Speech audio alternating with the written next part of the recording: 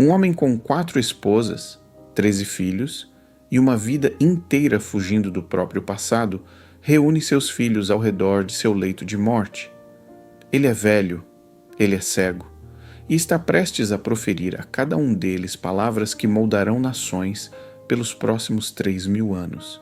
Cada bênção, cada advertência, cada nome, nada disso é aleatório.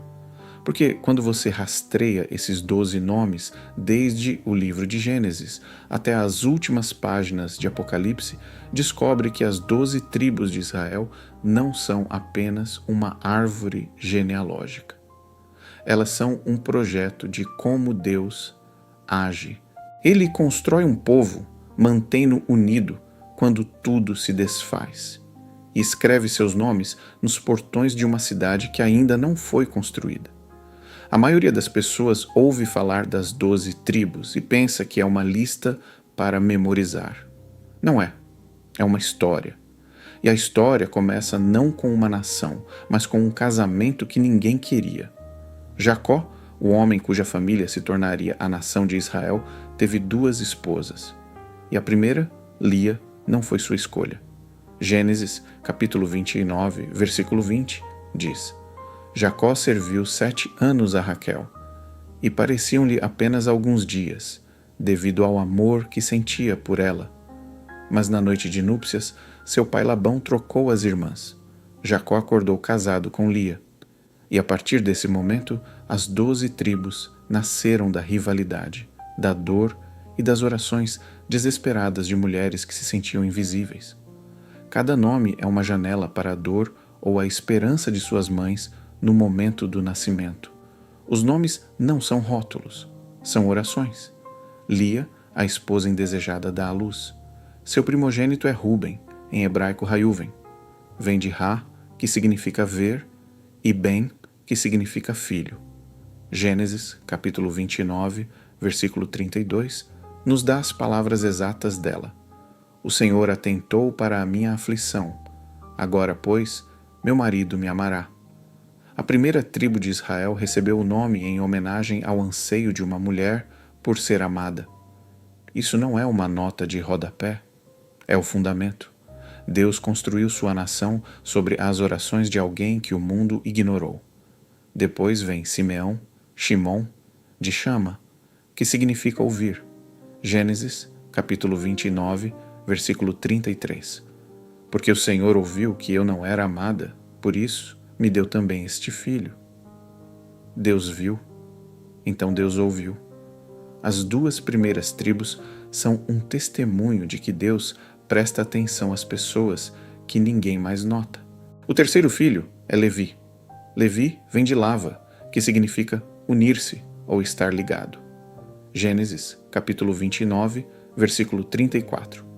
Agora, desta vez, meu marido se unirá a mim, porque lhe dei 3 filhos. Ela ainda busca o amor de Jacó, mas a ironia é impressionante. Os descendentes de Levi não se apegarão a nenhum homem em particular. Eles se apegarão a Deus. A tribo de Levi se tornará a tribo sacerdotal, aqueles que servem no tabernáculo, aqueles que carregam a arca, aqueles que se colocam entre Deus e o povo. Lia desejava se apegar a um marido. Deus transformou esse anseio em apego a si mesmo. E então Judá, Yehuda, de Ada, que significa louvar. Gênesis, capítulo 29, versículo 35.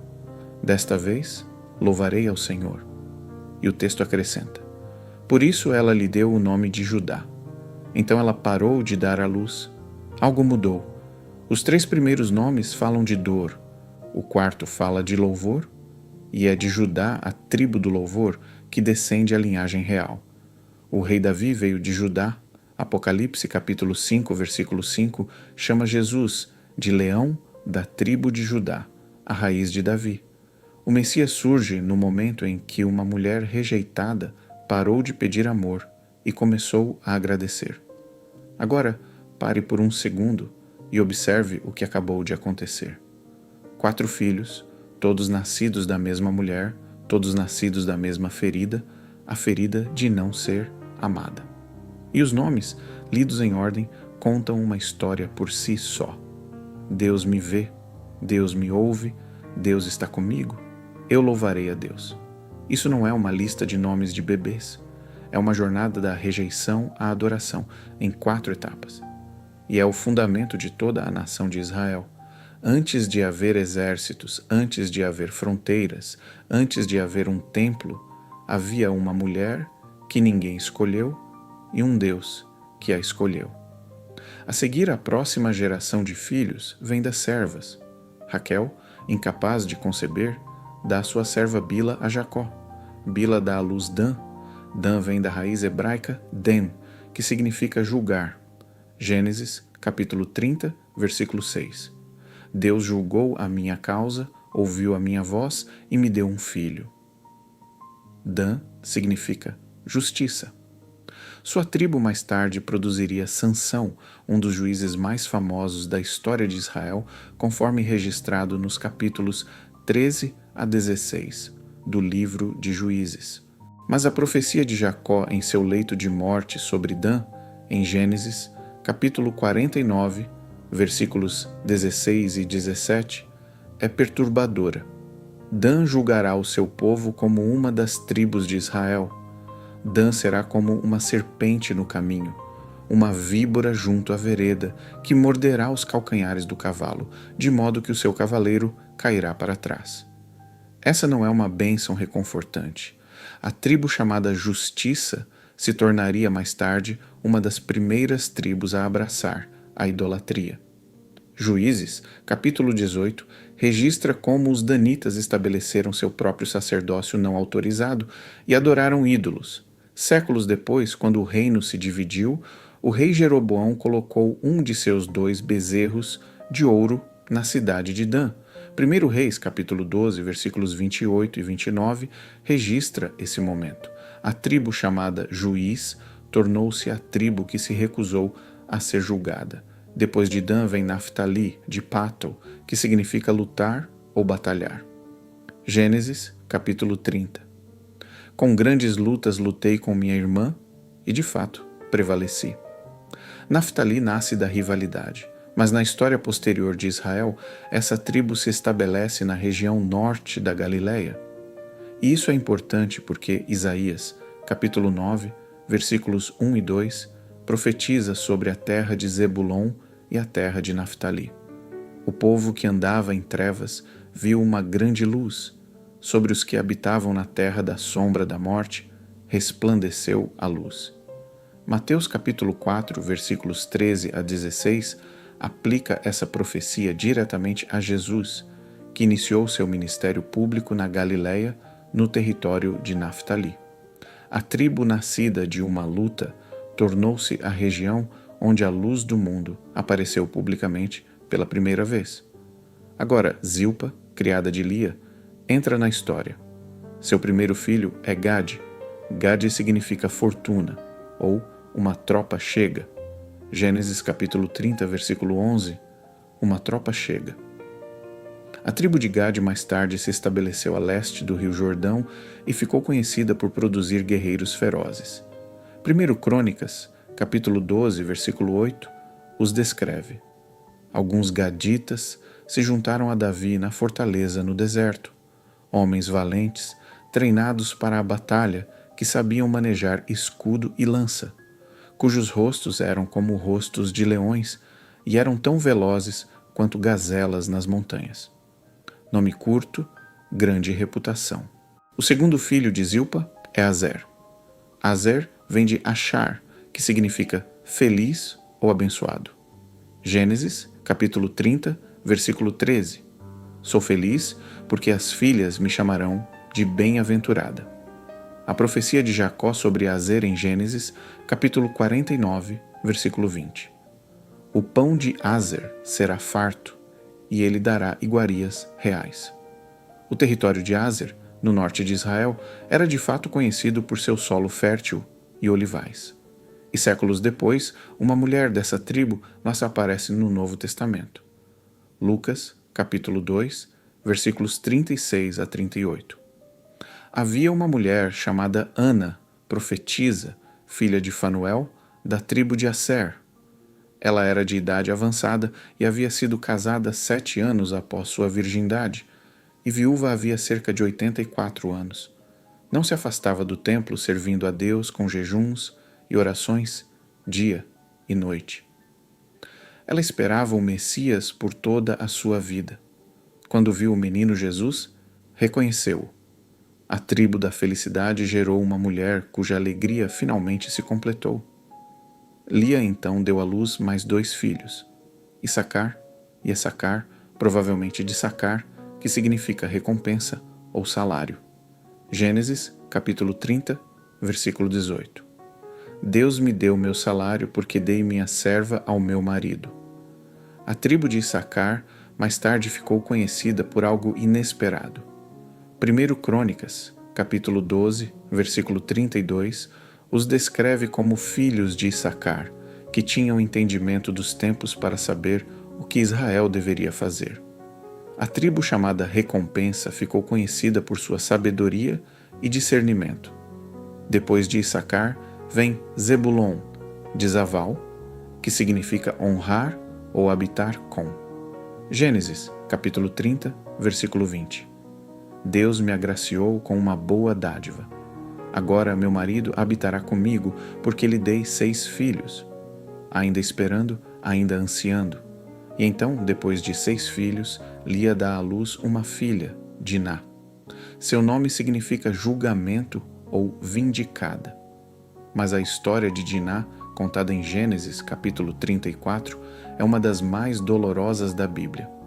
Ela não é listada entre as tribos, mas sua presença na narrativa é um lembrete de que essa história familiar inclui trauma, não apenas triunfo.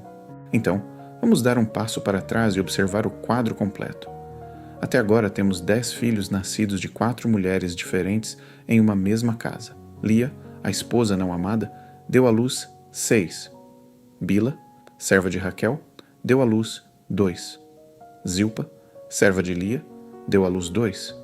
E cada nome é um registro do que aquela mãe estava sentindo naquele momento. Anseio, rivalidade, luta, alegria, recompensa. Esta não é uma linhagem real nascida em um palácio. Esta é uma família nascida no caos. E esse é o ponto. Deus não espera por circunstâncias perfeitas para construir algo eterno. Ele entra na bagunça, recolhe os pedaços quebrados e diz: vou fazer uma nação disto.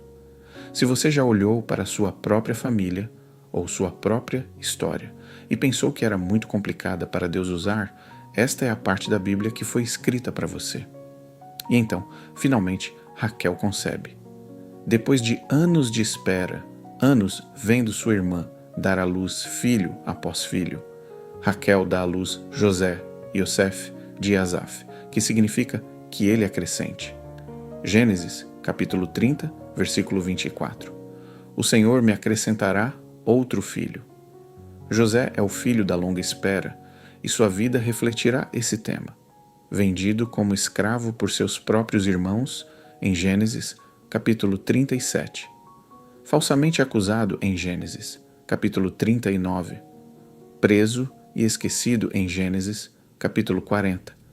E então, no tempo de Deus, elevado à segunda posição mais poderosa de todo o Egito, em Gênesis, capítulo 41. A história de José abrange 14 capítulos de Gênesis, uma das narrativas mais detalhadas de toda a Bíblia. A bênção de Jacó sobre José em seu leito de morte é a mais longa de todas as 12. Gênesis, capítulo 49, versículos 22 a 26. José é um arco frutífero junto a um poço. Seus ramos se estendem sobre o muro. Os arqueiros o afligiram amargamente, atiraram nele e o odiaram. Mas seu arco permaneceu firme, e seus braços foram fortalecidos pelas mãos do Deus poderoso de Jacó, pelo Todo-Poderoso, que te abençoará com bênçãos dos céus, bênçãos das profundezas, bênçãos dos seios e do ventre. José é uma videira frutífera cujos ramos se estendem sobre o muro. Essa imagem, uma videira tão produtiva que transborda seus próprios limites, é uma representação do que Deus faz com a dor do povo fiel. Os arqueiros atiraram nele, mas seu arco resistiu. E é aqui que a matemática tribal fica interessante. José não se torna uma única tribo. Antes de Jacó morrer, em Gênesis capítulo 48, ele adota os 2 filhos de José, Efraim e Manassés, e lhes dá o status de uma tribo completa. Efraim, de Pará, que significa ser fecundo. Manassés, de Naxa, que significa esquecer, porque Gênesis capítulo 41, versículo 51, registra José dizendo: Deus me fez esquecer todo o meu trabalho e toda a casa de meu pai. Então José recebe uma porção dupla através de seus filhos. É por isso que às vezes a Bíblia lista 12 tribos sem José, mas com Efraim e Manassés. E outras vezes lista José, mas não seus filhos. O número permanece em 12, mas os nomes variam dependendo do contexto. O último filho que Raquel teve foi Benjamim, e seu nascimento é o mais doloroso de toda a lista. Raquel morre no parto. Gênesis, capítulo 35, versículo 18. E quando a sua alma se despedia, porque ela morreu, chamou-o Ben-Oni, que significa filho da minha dor. Mas seu pai o chamou de Benjamim, filho da minha mão direita. Um nome pronunciado no último suspiro, outro pronunciado com fé, a mesma criança, 2 identidades. E Jacó escolhe aquele que pronuncia a vida. A profecia de Jacó sobre Benjamim em Gênesis, capítulo 49, versículo 27, é feroz. Benjamim é um lobo voraz. De manhã devorará a presa e à noite dividirá o despojo. A tribo de Benjamim produziria o primeiro rei de Israel, Saul, descrito em 1 Samuel, capítulos 9 e 10. E no Novo Testamento, o apóstolo Paulo escreve em Filipenses, capítulo 3, versículo 5, que ele é da tribo de Benjamim, hebreu de hebreus. O filho da dor tornou-se filho da mão direita, e de sua linhagem veio um homem que passou de perseguidor da igreja a autor de grande parte do Novo Testamento. Então, aí estão eles, todos os 12. E antes de prosseguirmos para o que acontece com eles como nação, reserve um momento e ouça os nomes juntos. Porque quando os colocamos em sequência, eles quase soam como uma declaração. Rúben, Deus vê. Simeão, Deus ouve. Levi, ele se aproxima. Judá, eu o louvarei. Dan, ele traz justiça.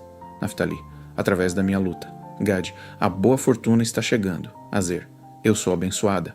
Issacar, há uma recompensa. Zebulon, ele habitará comigo. José, ele acrescentará mais. Benjamim, filho da minha mão direita.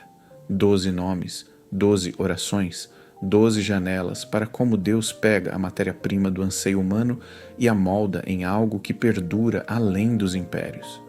Estes não são figuras mitológicas em um pergaminho. Estes são os clamores de mulheres reais que se sentiram desamadas, ignoradas e negligenciadas. E um Deus que respondeu a cada uma delas com uma criança cujo nome se tornou uma nação. Se isso está ajudando você a ver essas tribos de uma maneira que nunca viu antes, ajude-nos a levar isso a mais alguém. Inscreva-se, deixe um comentário, compartilhe. É assim que mais pessoas encontram isso. Vamos continuar espalhando a palavra juntos. Agora, aqui é onde a história toma um rumo devastador. Após o reinado de Salomão, por volta de 930 a.C., o Reino Unido de Israel se divide em 2. 1 Reis, capítulo 12, registra o momento. O filho de Salomão, Roboão, se recusa a reduzir os pesados impostos que seu pai havia imposto. 10 das 12 tribos se rebelam e formam o Reino do Norte, que mantém o nome de Israel. Somente Judá e Benjamim permanecem leais à casa de Davi, formando o Reino do Sul, chamado Judá. A tribo de Levi, espalhada por toda a terra como sacerdotes, migrou em grande parte para o sul, para Judá, após a divisão, visto que o Reino do Norte estabeleceu seus próprios centros de culto não autorizados. Segundo Crônicas, capítulo 11, versículos 13 e 14, registra essa migração. O Reino do Norte, liderado inicialmente por Jeroboão, da tribo de Efraim, imediatamente estabelece 2 bezerros de ouro como centros de adoração, um em Betel e outro em Dan. 1 Reis, capítulo 12, versículos 28 e 29. A partir desse momento, o Reino do Norte mergulha na idolatria. E em 722 a.C., o Império Assírio conquista o Reino do Norte e deporta sua população. 2 Reis, capítulo 17, versículo 6. Essas 10 tribos se dispersam pelo Império Assírio e se tornam o que a história chama de as 10 tribos perdidas de Israel. Elas não estão completamente perdidas, pois indivíduos dessas tribos continuaram a se identificar ao longo da narrativa bíblica. Ana, a profetisa de Asser, é um exemplo, mas como tribos organizadas e proprietárias de terras, elas desapareceram do mapa político. O Reino do Sul, Judá, sobrevive por mais tempo, mas acaba caindo para a Babilônia em 586 a.C., conforme registrado em 2 Reis, capítulo 25. Jerusalém é destruída, o templo é incendiado, o povo é exilado, mas, diferentemente das tribos do norte, Judá retorna após 70 anos, como profetizado por Jeremias, em Jeremias, capítulo 25, versículos 11 e 12. Um remanescente retorna, reconstrói o templo e restabelece o culto. É por isso que, na época de Jesus, o povo se chamava judeu. O nome judeu deriva de Judá. A tribo do louvor tornou-se a identidade da nação sobrevivente. Mas as 12 tribos não desaparecem da narrativa bíblica. Elas ressurgem em alguns dos momentos mais importantes das Escrituras. Um dos exemplos mais marcantes está escondido nas vestes do sumo sacerdote. Êxodo capítulo 28, versículos 15 a 21, descreve o peitoral usado pelo sumo sacerdote quando entrava na presença de Deus. Era chamado de Roshen, o peitoral do julgamento.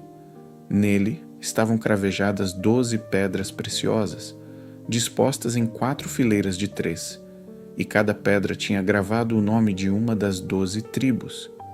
Cada vez que o sumo sacerdote entrava no tabernáculo, ele carregava toda a nação sobre o peito, não nas costas como um fardo, mas sobre o coração, junto às suas batidas. 12 pedras diferentes, 12 cores diferentes, 12 nomes diferentes, todos reunidos em uma só vestimenta, todos carregados diante de Deus por um único sacerdote. E essa imagem ressoa no Novo Testamento. Hebreus capítulos 7 a 10 apresenta Jesus como o sumo sacerdote supremo, aquele que não carrega 12 pedras em um peitoral, mas sim cada crente em sua intercessão diante do Pai. As tribos não eram apenas nomes em um tecido, eram uma representação do que estava por vir. E então há o Apocalipse. As 12 tribos aparecem 2 vezes no último livro da Bíblia. E ambas as aparições são impressionantes. A primeira é em Apocalipse capítulo 7, versículos 4 a 8.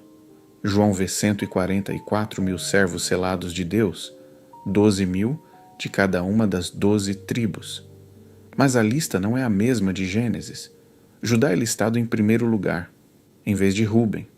Levi também está incluído, embora geralmente fosse excluído das listas tribais por causa de seu papel sacerdotal. Dan está ausente, a tribo chamada Juiz, a tribo que levou Israel à idolatria, está ausente da lista. No lugar de Dan, Manassés aparece ao lado de José. A Bíblia não declara explicitamente por que Dan foi excluído, mas o padrão é evidente. A história de Dan conduzindo Israel à adoração falsa, começando em Juízes, capítulo 18, e culminando no bezerro de ouro na cidade de Dan, parece ter consequências que reverberam até o fim da história. Mas aqui está o que vale a pena notar. A inclusão de Levi sugere que algo mudou. No Antigo Testamento, Levi era separado porque somente os levitas serviam como sacerdotes. O restante do povo se aproximava de Deus por meio dos levitas. Mas na lista do Apocalipse, Levi está de volta entre as tribos. A barreira entre sacerdote e povo desapareceu. 1 Pedro, capítulo 2, versículo 9, resume o que isso significa. Vocês são um povo escolhido, sacerdócio real, nação santa. A visão original que Deus declarou no Sinai, em Êxodo, capítulo 19, versículo 6, de que todo o seu povo seria um reino de sacerdotes, está sendo restaurada. A lista em Apocalipse, capítulo 7, não é apenas um inventário, é uma declaração teológica. O sacerdócio pertence a todos. A segunda aparição é em Apocalipse, capítulo 21, versículos 12 a 14. João escreve: Ela tinha um grande e alto muro com 12 portas e 12 anjos nas portas, e nomes escritos nelas, que são os nomes das 12 tribos dos filhos de Israel. 3 portas ao leste, 3 ao norte, 3 ao sul e 3 ao oeste. Ora, o muro da cidade tinha 12 fundamentos, e neles estavam os nomes dos 12 apóstolos do Cordeiro. Percebe o que está acontecendo? As tribos são os portões, a entrada. E os apóstolos são o fundamento, aquilo sobre o qual tudo se apoia. Antigo Testamento e Novo Testamento, Israel e a Igreja, sem competir, sem se substituir, fundidos em uma só cidade, uma só estrutura, um só lar. E observe que os portões estão voltados para todas as direções. 3 para o norte, 3 para o sul, 3 para o leste, 3 para o oeste. Não importa de onde você venha, há um portão com o nome de uma tribo esperando por você. Ezequiel, capítulo 48, versículos 30 a 34, já havia profetizado essa situação séculos antes.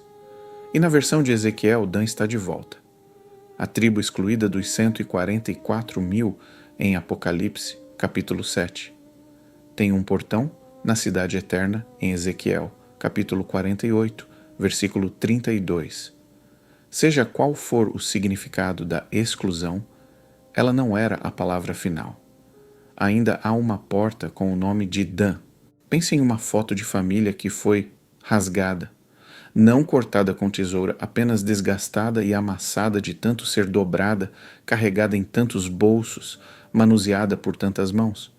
Alguns dos rostos estão desbotados, algumas bordas estão faltando, mas alguém a alisa, coloca sob vidro e pendura na parede de uma casa que jamais será danificada. É isso que Deus está fazendo com as 12 tribos. A família foi dilacerada, o reino foi dividido, 10 tribos foram dispersas, o templo foi incendiado, mas na visão final da Bíblia, cada nome é contabilizado, cada tribo tem um portão, cada pedra tem um lugar. Eis o que permanece quando você traça a trajetória desses 12 nomes, do Gênesis ao Apocalipse. Os próprios nomes contam uma história. Rúben, Deus vê. Simeão, Deus ouve. Levi, ligado a Deus. Judá, louvor. Dan, justiça. Naftali, minha luta. Gode, boa fortuna. Azer, felicidade. Issacar, recompensa. Zebulon, honra. José, Deus acrescentará. Benjamim, filho da minha mão direita. Leia esses significados em sequência e eles soam quase como uma oração. Deus vê, Deus ouve, Ele nos atrai para perto. E nossa resposta é louvor. Ele traz justiça através de nossas lutas, fortuna e felicidade para aqueles que esperam, recompensa e honra para aqueles que confiam. E no fim, Ele acrescenta o que faltava e nos coloca à sua direita. E há algo mais escondido nesta história que muda a forma como você vê as pessoas ao seu redor. Cada tribo era diferente. Judá liderava, Levi servia, Issacar discernia, Benjamim lutava, Azer provia, Dan julgava. Mesmo quando o julgamento falhava, havia 12 pedras no peitoral, e nenhuma delas era da mesma cor. Deus nunca quis 12 cópias da mesma tribo. Ele queria 12 expressões distintas da mesma aliança. Seu papel na família de Deus não é ser a tribo de outra pessoa, é ser a sua. mas talvez a parte que mais me marcou sejam os portões. 12 portões em uma cidade que ainda não foi construída. E em cada portão, um nome. Não o nome de uma tribo perfeita, não o nome de uma tribo que nunca falhou. O nome de uma tribo que nasceu da dor de uma mulher, moldada por séculos de guerra, adoração e peregrinação dispersa por impérios, e ainda assim escrita na entrada da casa de Deus. Seus fracassos não apagam seu nome. Sua dispersão não anula seu portão. O Deus que lhe deu um nome antes de você nascer é o mesmo Deus que gravou seu nome em uma cidade que você ainda não viu. Jacó começou esta história em seu leito de morte, cego e velho, proferindo palavras sobre 12 filhos que se tornariam uma nação. Apocalipse termina a história com esses mesmos 12 nomes gravados nos portões de uma cidade que brilha com a glória de Deus. E a parte mais notável é que entre o leito de morte e a cidade, entre a primeira bênção e o portão final, cada uma daquelas tribos quebrou, vagou, caiu e foi levada para casa. Cada uma delas, e seus nomes ainda estão nas portas. Se isso lhe despertar algo, ajude-nos a alcançar mais alguém com isso. Inscreva-se, deixe um comentário. Mesmo uma palavra ajuda mais pessoas a encontrarem isso. Compartilhe com alguém que precisa ouvir. Ore por nós. Que Deus te abençoe.